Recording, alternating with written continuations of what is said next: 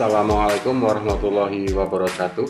Halo anak-anak, selamat bertemu lagi dengan saya dalam video pembelajaran. Untuk kali ini saya akan uraikan kisi-kisi soal uraian PAS tahun 2020-2021 dengan contoh-contoh soal uraian dan pembahasan soal uraian tahun 2019-2020. Diharapkan dengan video ini anak-anak memiliki gambaran yang lebih jelas bagaimana memahami soal yang keluar pada penilaian akhir semester 1 mendatang. Selamat mengikuti. Kisi-kisi soal uraian tahun 2020-2021 dan pembahasan soal uraian tahun 2019-2020. Kita lihat dulu soal pilihan ganda. Untuk soal nomor 1 sampai dengan nomor 50 diberi skor maksimal 50. Soal nomor 51 skor maksimal 5. Kemudian soal 52 skor maksimal 8, soal nomor 53 skor maksimal 5, soal nomor 54 skor maksimal 7, skor untuk nomor 55 ada maksimal 5. Sehingga dengan demikian kita bisa melihat kalau anak-anak mengisi dengan benar seluruhnya soal pilihan ganda mendapatkan nilai 50, dan untuk soal uraian dengan maksimal nilai 30. Diharapkan dengan mengetahui ini anak-anak bisa mengetahui bagaimana soal yang harus dikerjakan dengan teliti. Tidak hanya soal pilihan ganda, tetapi soal uraian pun harus diisi dengan benar pula. Kisi-kisi soal uraian tahun 2020-2021 yang pertama adalah menyunting. Bunyinya, disajikan kalimat yang mengandung kesalahan. Kesalahan itu bisa penggunaan tanda baca, penggunaan kalimat tidak efektif, dan kata tidak baku. Siswa dapat menyunting dengan tepat. Soal tahun lalu ini berkaitan dengan tanda baca. Dinda membeli perlengkapan sekolah, titik koma, pensil, koma, buku, dan tas, sabun, sikat, dan pasta gigi. Dinda membeli perlengkapan sekolah, pensil, buku, dan tas, sabun, sikat, dan pasta gigi. Ini untuk soal nomor A sudah dibahas pada video saya yang lalu. Kemudian B, hari ini akan diselenggarakan pemilihan pengurus dari Yayasan Ilmu-Ilmu Sosial. Ini berkaitan dengan penggunaan huruf kapital. Penggunaan huruf kapital dapat kita lihat pada peraturan penggunaan huruf kapital. Di sini saya ambilkan huruf kapital dipakai sebagai huruf pertama semua kata termasuk semua unsur bentuk ulang.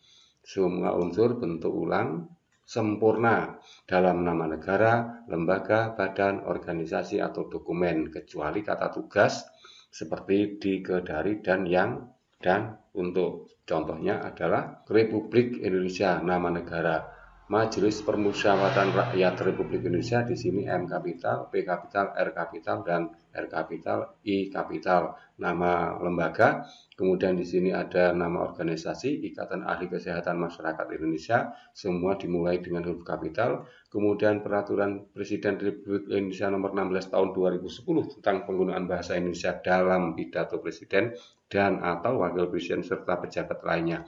Di sini dimulai semuanya menggunakan huruf kapital kecuali kata tugas, kata tentang, kemudian kata dalam, kemudian kata atau. Perserikatan Bangsa-Bangsa, di sini ada pengulangan sempurna, sama juga dengan Kitab Undang-Undang Hukum Pidana. Kata undang-undang, semua kata untuk bentuk ulang itu ditulis dengan huruf kapital. Kita kembali ke soal yang tadi. Hari ini akan diselenggarakan pemilihan pengurus dari Yayasan Ilmu-Ilmu Sosial. Mestinya di sini adalah nama lembaga, sehingga ditulis dengan huruf kapital.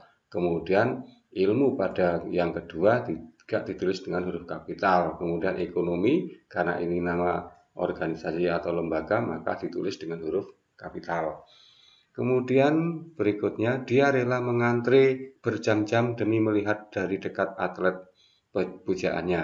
Nah, di sini kata antri, mestinya antre. Kalau kamu lihat buku Kamus Besar Bahasa Indonesia akan tertulis antre. Kalau kamu mencarinya kata antri, di sana hanya ada tanda panah yang berarti merujuk pada kata antre. Demikian juga untuk kata atlet, ya, yang betul adalah kata atlet.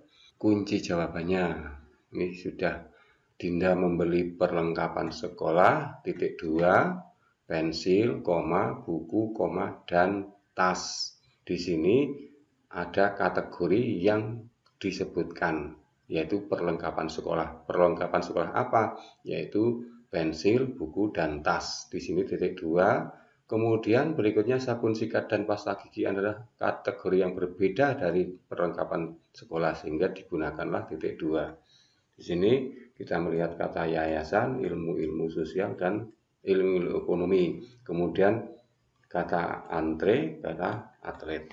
Kemudian kisi-kisi soal tahun 2020-2021 untuk pidato. Disajikan kutipan pidato. Siswa dapat menentukan 4 isi pidato dengan tepat di dalam kutipan pidato yang tertulis di sana atau dikutip di sana. Tetapi untuk tahun lalu, contoh soalnya adalah buatlah sebuah paragraf pidato persuasif yang terdiri dari 4 kalimat berisi tahap penguatan, pernyataan posisi dengan tema perang terhadap narkoba. Buatlah sebuah paragraf pidato persuasif yang terdiri dari 4 kalimat berisi tahap penguatan, pernyataan posisi dengan tema perang terhadap narkoba. Adapun kuncinya adalah sebagai berikut alternatif jawaban. Oleh karena itu saya mengajak semua yang hadir di sini untuk berperang melawan narkoba dari segala intriknya. Mari pengetahuan yang kita peroleh kita sebarkan untuk menumbuhkan kesadaran masyarakat akan bahaya narkoba di balik intrik gemerlapannya. Mari kita ikut berpartisipasi bersama masyarakat dan pemerintah memerangi narkoba, karena penyalahgunaan narkoba dan zat aditif lainnya membawa dampak yang luas dan kompleks.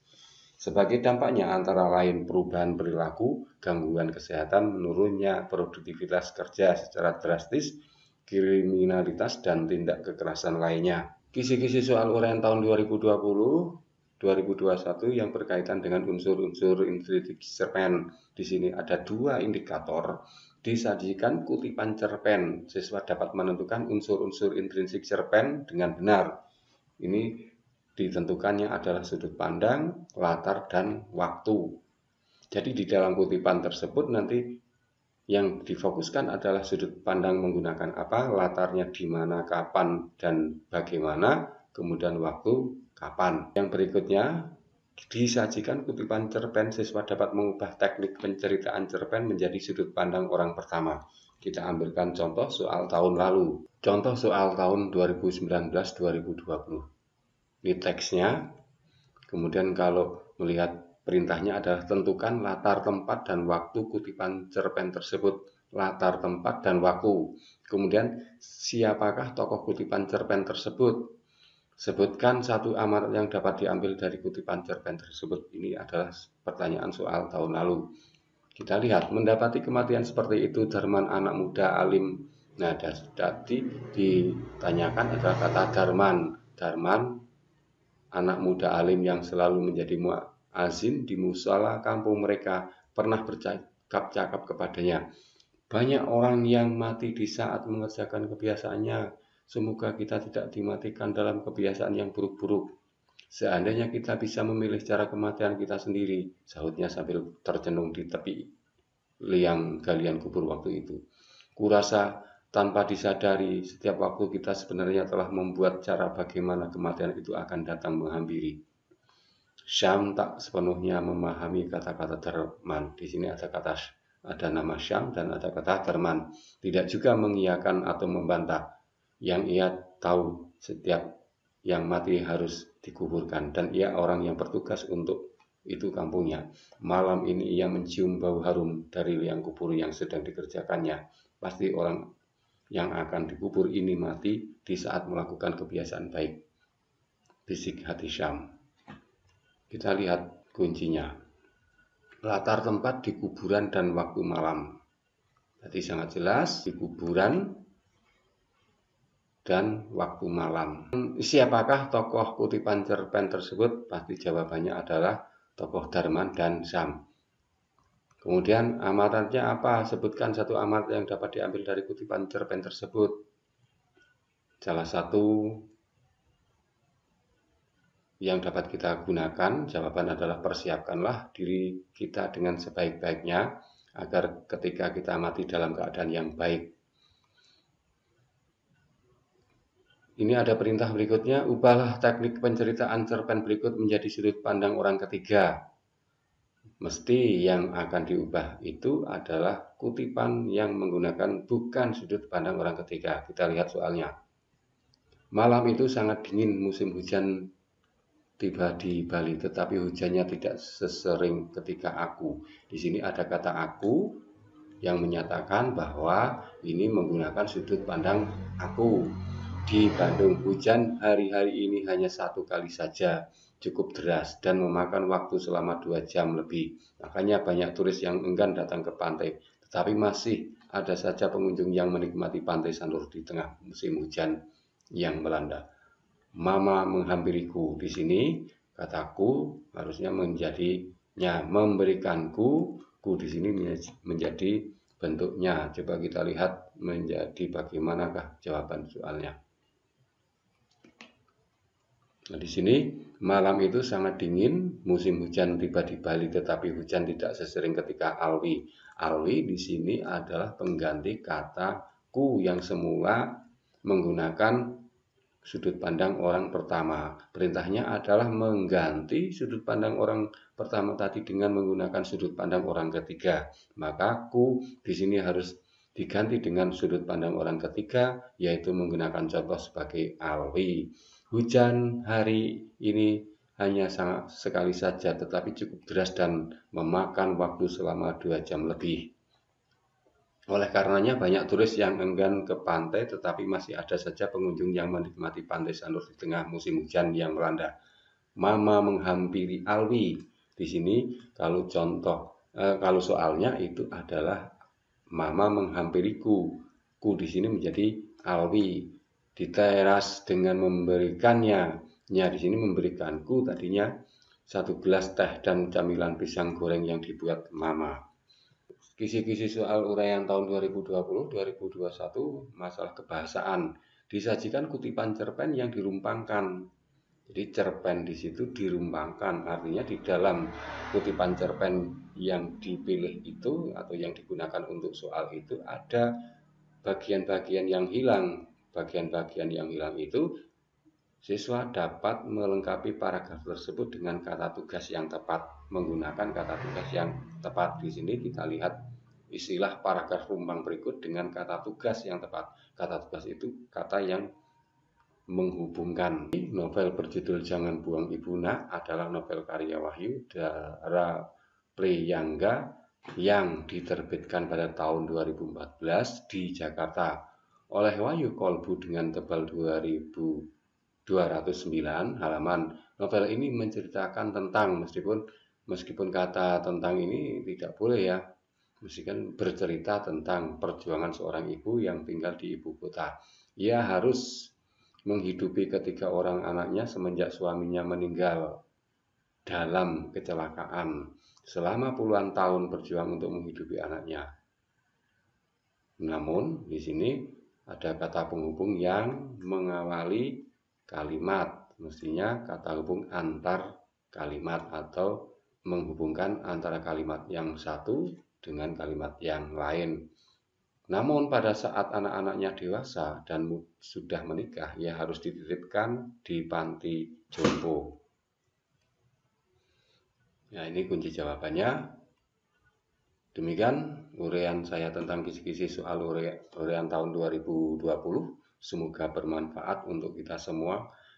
Yang suka dengan video ini, silakan tekan tombol ke atas. Yang tidak suka boleh jempol ke bawah. Yang sudah subscribe, saya ucapkan terima kasih. Yang belum, saya doakan mudah-mudahan cepat subscribe. Sekian, wassalamualaikum warahmatullahi wabarakatuh.